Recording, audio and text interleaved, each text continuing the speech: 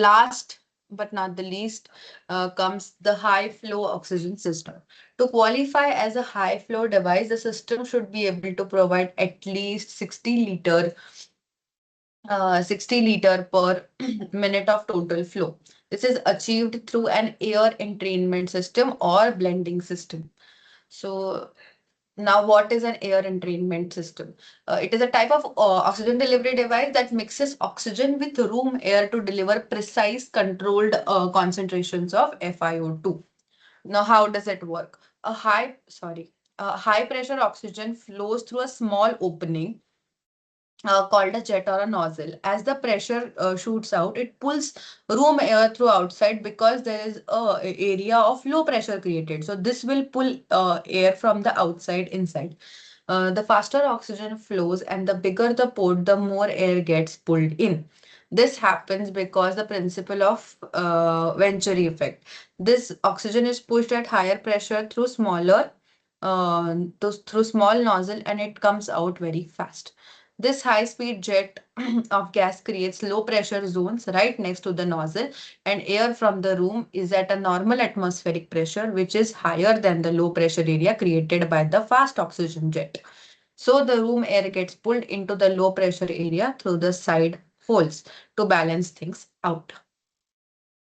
Now, this same Venturi effect is seen in Venturi mask. So there are different nozzles which are available. These are different attachments of different colors which are available to the mask, which deliver very specific FiO2. So let's say if you talk about a blue one, it delivers 24% FiO2 at 4 liters.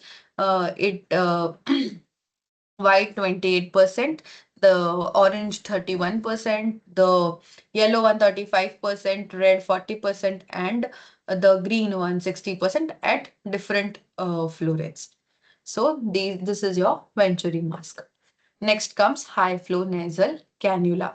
So high flow nasal cannula delivers very high oxygen concentration, about 60 or 70, and it does not require intubation basically. That is the most important plus point of using a high flow nasal cannula.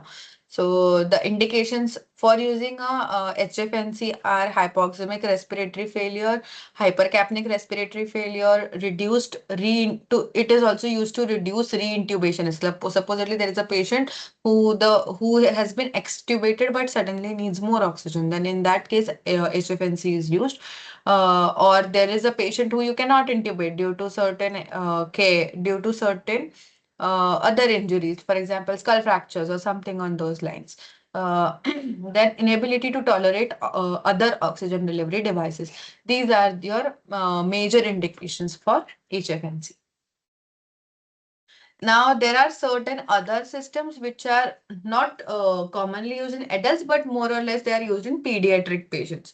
So this is something called as oxygen hood and oxygen tent. So oxygen hood is like a hood and the baby's head is kept here, and it creates a small surrounding which has increased concentration of gases so that it is easier to breathe. Similarly, the tent works on the same principle, and but yeah, it's like a tent over the head. Now the last part is about precautions and hazards of supplemental oxygen. So precautions and hazard there, see, as I said previously, there as I said previously, oxygen should be considered as a drug, and like other drugs, it has its own side effect. First of them is oxygen toxicity, hyperoxic acute lung injury. So, when you are inhaling more oxygen than you are required, when you are dosed with higher levels of oxygen, and there is a prolonged exposure of this, there will be free radicals which are formed, oxygen free radicals which will be formed, which will be causing cell and tissue damage. Since the first place where this comes in contact is the lungs, the first thing will happen is lung injury. So that will cause cell and tissue damage. So to prevent this, what we need to do is whatever FiO2 is required, we need to be at the lowest range of the FiO2.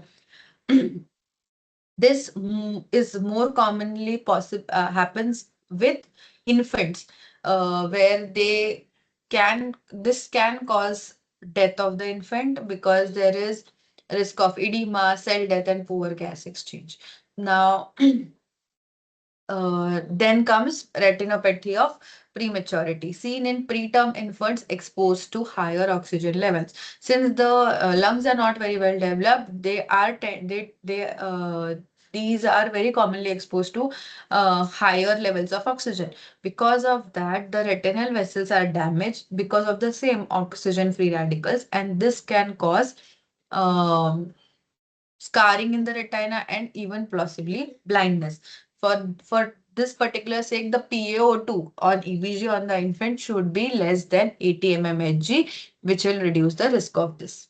Next is fire hazard. I think uh, this is a very known problem, which is we need to avoid the fire triangle, which is oxygen, heat, and fuel together. So again, with the presence of oxygen, external oxygen, it is very easy to become a fire hazard. Now, then comes depressed ventilation in COPD patients. So depressed ventilation, some of them have hypoxic drive, as I mentioned previously. When what we mean exactly by hypoxic drive is, instead of relying, the brain does not rely on carbon dioxide to sense the level of the level of the brain does not use CO2, but it uses oxygen as an indicator. So because of that, the higher you put the oxygen, the lesser the drive for respiration becomes. So higher O2s will suppress the drive for breathing. In those cases, we need to very cautiously titrate how much oxygen do we want to give. We do not want their SpO to be 100%. In that case, the ideal range to maintain is around 88 to 92%, in which their drive is maintained. Again, always treat hypoxemia, but monitor PaO2 levels and ventilation. Last is absorption atelectasis. At FiO2 more than 50%, it washes out nitrogen from the alveoli. If the alveoli are obstructed and oxygen is absorbed, alveoli will collapse. This will cause shunting and worsens oxygenation. Risk increases with lower tidal volume, sedation, and post-surgery.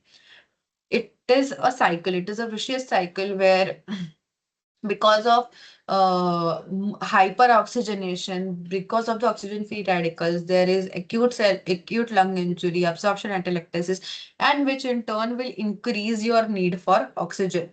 And when once you're trapped in this vicious cycle, it is very difficult to come out of it. So the take home message will be to use oxygen very cautiously.